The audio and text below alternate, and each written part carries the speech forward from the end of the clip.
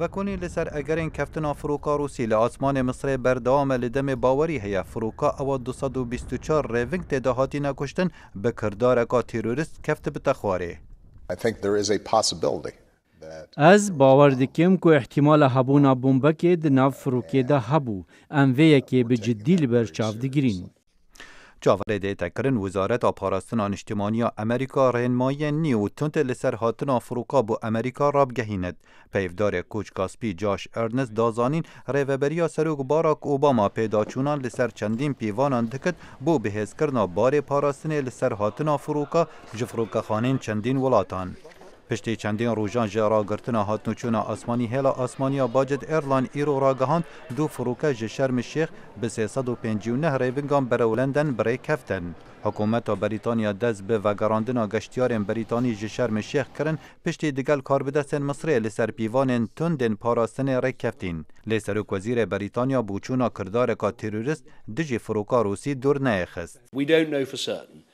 ام نپش راستین او کردارکی تروریستی بو.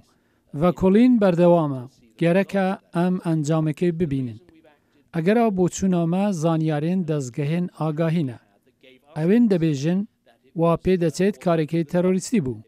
سروک مصر عبدالفتاح السیسی دبیجتن بوچونا هبونا بومبک دنا فروکه دا بتنه پیشبینیه و گرنگی دا هفکاریا نف نتوی دجی تروریزمه. أؤكد على حاجة العالم. از دخازم پشراز بکم جهان چند پدوی به هفکاریا دجی هزرو بچونن تونت هنه. لدم گهشتنا ترمه هجمارکا قربانیان بو روسیا سروک روسیا ولادیمیر پوتین خمو هفسوزیا خو یا گل روسیا دگل مالباتن قربانیان فروکا روسی را گهاند ولی سر پیشنیاز سروک آجانسا پاراستنا فدرالی روسی همو گشتن آسمانی بو مصر را گرتن. از باور دکم دجی خدا همو گشتین آسمانی بو مصر بین را گرتن و حتی اشکرابونا اگرین کفتنا فروکی بدرستی دوی ام هفکاری دگل کاربدستن مصر بکین.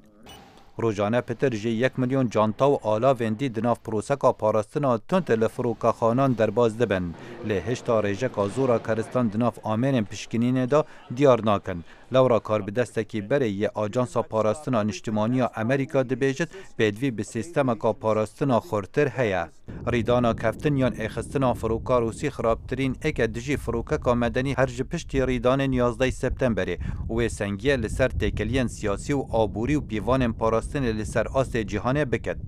خالد فتاح دنگ امریکا.